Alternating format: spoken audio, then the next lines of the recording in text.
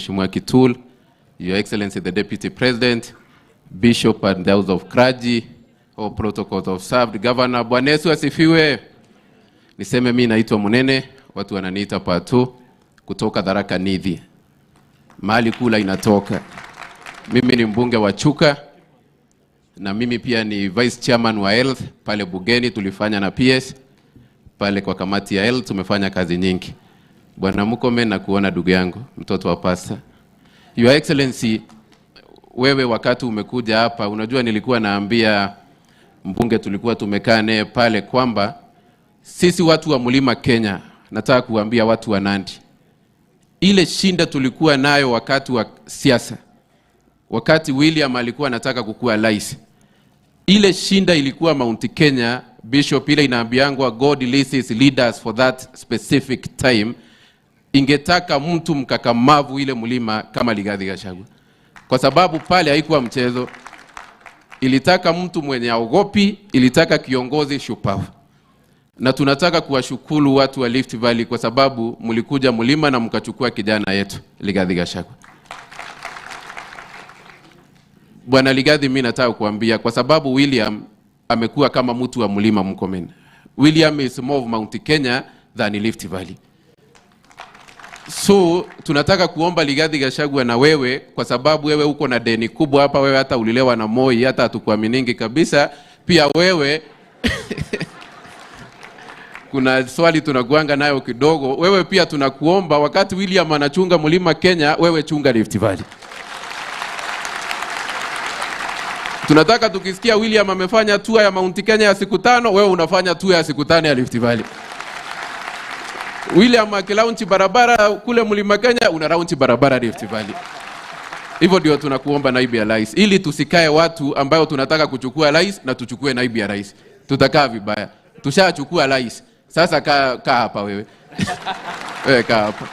Mimi nataka kumalizia hapo nikiambia Ragati rafiki yangu, Mungu akubariki Ragati. Si watu wengi wanajitolea kufanya kazi ya Mungu ya public na wako kwa siasa. So wewe na familia yako Mungu akubariki. Na sikujua hii neno yenu missing iko mpaka kwa Biblia. So wakati ule mama amekuja kusoma Biblia hapo, amesoma na Kikalejin akasema missing, nikashindwa hata missing iko kwa Biblia. Asante sana, pigeni makofi jameni. And I think hapo Deputy President weka underline hiyo wamesema kaa karibu hapa. Ako lene big magari chika sama magari yasi kaya kumnye. Ulen kumnyat kumnon mataptet ni. Mauna to kwege. Ako rabaji kule sikubait kasi. Asante sana. So karibu sana chairman wa maji Kenya hii ambaye anashughulikia kamati ya maji mgeni. Your Excellency, the Deputy President, the clergy and all protocols observed. My name is Kangoko Bowen. Mimi naitwa Mheshimiwa Kangoko Bowen. Mimi ni mjumbe wa Marakwet East. Na Your Excellency, nataka kuchukua nafasi hii kukaribisha pia sehemu hii ya Rift Valley. Na niseme Your Excellency, sisi aswa watu wa Elgeyo Marakwet County, aswa Marakwet East ambaye penye mimi natoka, nataka nikushukuru wewe pamoja na Mheshimiwa Rais. Your Excellency, wakati ule wa campaign mkikuja huko na Mheshimiwa Rais, watu wa Marakwet wengi siku hiyo tulikuwa nalia maneno ya insecurity. Katika kila Jumamosi tulikuwa mashishi ya watu waliwawa na watu wa bandits. Lakini nataka nikueleze Your Excellency, tangu mchukue usukani na Mheshimiwa Rais, kazi ile Mheshimiwa Profesa Kindiki amefanya kule, sauti ya bunduki saizi imeenda chini na imenyamaza. Your Excellency, nakuomba jambo moja peke yake. Tukilikuwa jana na Mheshimiwa waziri wa barabara huko. Sasa tunakuomba wewe kama naibu wa rais, Your Excellency, nataka tukukaribishe kule Kerio Valley. Ukuje sasa uambie watu wa Kerio Valley, sasa wakati ya hii maneno ya insecurity imeisha na tuanzishe maneno ya maendeleo. Lakini mbali na hayo, Your Excellency, nimefurahi tumekuja kanisa. Manake serikali yako pamoja na Mheshimiwa William Ruto ni serikali ambayo ilipatikana kutoka maombi na kanisa. So tukiwa tumechumuika hapa na hao Wakristo, nimefurahi Your Excellency, na pia tunakuomba pia ukuje sehemu za Keria Valley. Asante sana na Mungu awabariki. Na naibu wa rais huyu akiwa chairman wa kamati ya maji, I want to thank the government yenye mnaongoza, kwa sababu hapa tuko na mahali inaitwa Keben Dam. Na unakumbuka naibu wa rais, hapo kitambo budget ilikuwa imewekwa juu, ikakatwa mpaka kuja 4 billion. But I want to thank you, Your Excellency, wakati mlitualika pale mkatupanga na rais wa Jamhuri ya Kenya, na sasa tumemlete pia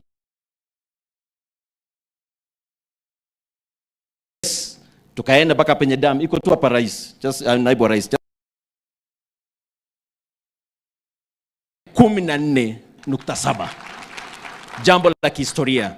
The only thing to naibu wa rais nilikuwa nataka nikuombe, ngawaje nilikuwa ni part of the program, lakini niweke so that I don't repeat it again, sir, is that wakati tunangojea hiyo dam, kuna tupoa holes kidogo kidogo hapa tulikuwa tumeomba naibu wa rais, as we wait for this, and we need about 10 boreholes katika sehemu hii ipunguze pressure kidogo, ama namna gani?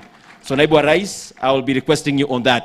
May we now welcome MP wa hapa neighbor wetu, chairman wa education, Mheshimiwa Julius Meli. Pigeni yeye makofi.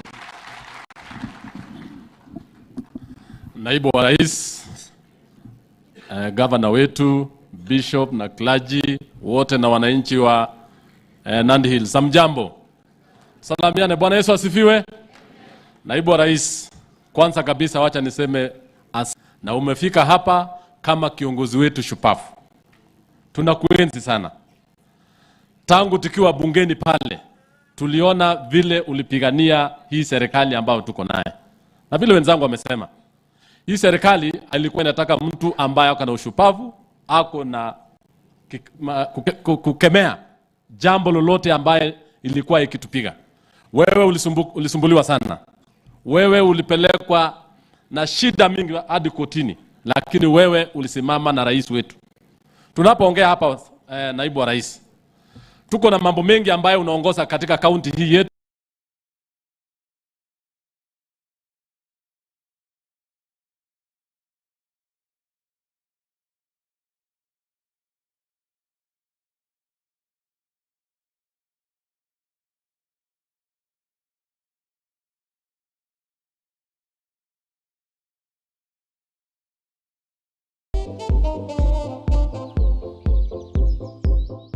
I'm here to give you an elaborate introduction of our speaker this morning, and I believe at the end of this morning's speech you would know that the elaborate introduction is all worth it. The speaker is an associate professor of public law, a holder of an LLB, that is Doctor of Law, on the Law of the Sea from the University of Ghent, Belgium, Master of Laws degree and Bachelor of Laws degree from the University of Nairobi. The speaker holds an honorary degree of Doctor of Letters from the University of Cape Coast, Ghana. He is also a holder of the degree of Doctor of Science from Bells University of Technology in Nigeria. He has been trained on human rights at the Institute of Advanced Legal Studies, University of London, England, humanitarian law at the Raoul Wallenberg Institute of the University of Lund in Sweden, and on international humanitarian law in Geneva, Switzerland. He is an advocate of the High Court of Kenya and a certified mediator. The speaker is a fellow of the Institute of Certified Public Secretaries of Kenya, a fellow of the Kenya Institute of Management, and honorary fellow of the African Academy of Sciences. And he is the chairman of the Farafina Investment Group in Monrovia, Liberia, an economic strategic growth and development initiative for Africa based in Nigeria. He is the immediate former director and chief executive officer of the Kenya School of Law, a former secretary of the Constitution of Kenya Review Commission, and a former director of the defunct Kenya Anti-Corruption Commission, and is currently working on a number of projects.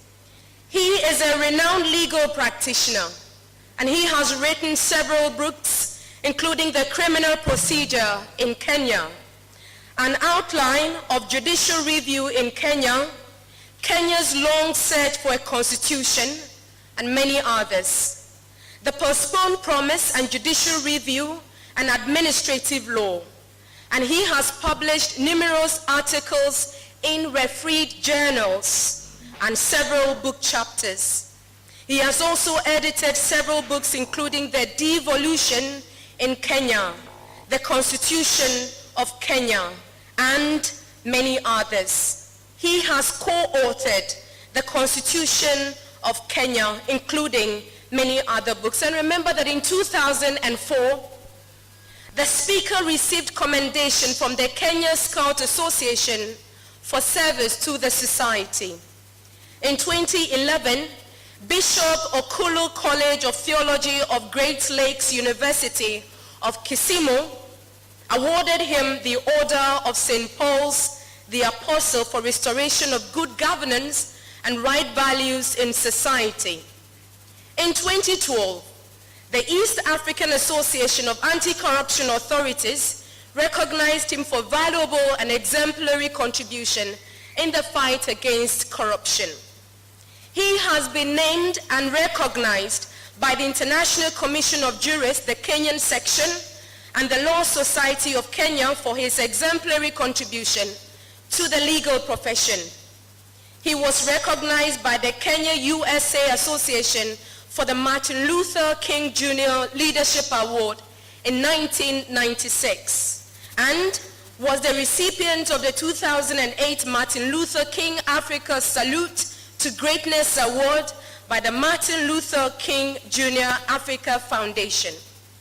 He has also been included in the Marcus Who is Who in the World and is the distinguished Mwalimu Julius Nyerere Lecturer at the University of Dar es Salaam for 2014. He has been recognized and has received the following awards and of course recognition. African Luminary Award by African Cultural Association in the United States of America. Freedom of the City of Lowell in the Commonwealth of Massachusetts in the United States of America for his role in the fight against corruption and bad governance in Africa. Recognition by the House of Representatives of the Commonwealth of Massachusetts in the United States of America for exemplary work in the fight against corruption and bad governance in Africa. And currently, he practices law with Lumumba, and Lumumba advocates and coordinates activities under the PLO Lumumba Foundation. Ladies and gentlemen, Professor PLO Lumumba.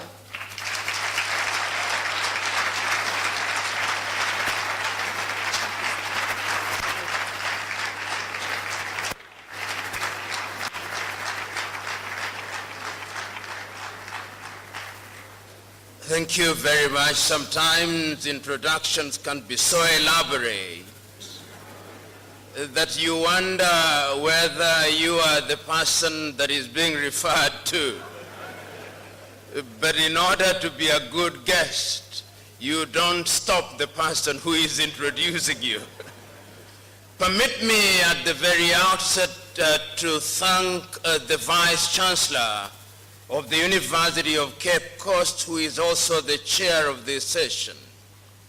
I also wish to thank the Pro-Chancellor, the cabinet ministers here present, drawn from several African countries, vice chancellors from different universities across the continent of Africa, the academics here present, our friends of goodwill drawn from different civilizations across the world, the students of the University of Cape Coast, and others who are attending this conversation this morning. I've been asked to share my thoughts with you on a subject that remains evergreen in this continent. Throughout the world today, Africans are engaged in a conversation on what it is that we must do in this continent to make her realize her potential. When you are keen, you will find that Africans who are residents in the United States of America are asking the question, what is it that we must do to make Mother Africa great again? It is not lost on me that only last week here in Ghana, the president of Ghana received African Americans who were engaged in homecoming. They were here to rededicate themselves to the struggle to make Africa great again.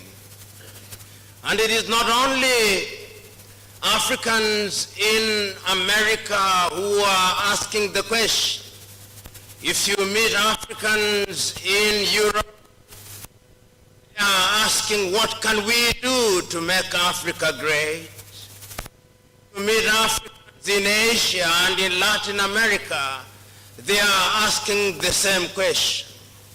And Africans in the continent, whether you are talking about Africans in the west of Africa, in the south of Africa, in Central Africa, in North Africa, in East Africa, the single question that is being posed and waiting for an answer is, what will we do to make Africa a great continent again? The reason why that question remains alive and well is because history tells us that there was a time when this continent was great. Indeed, those who want to romanticize history will tell you that when the Europeans were in the cold and living in caves in Europe, Africa was great. There were empires alive and thriving in Ghana. There were empires alive and well, thriving in Mali. There were organized societies in Zimbabwe and in Eastern Africa.